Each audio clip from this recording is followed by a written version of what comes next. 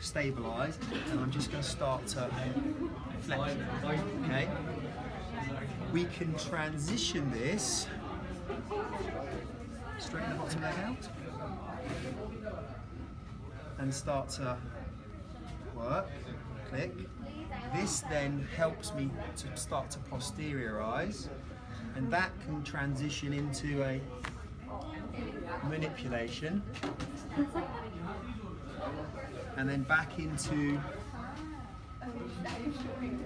an articulation, and then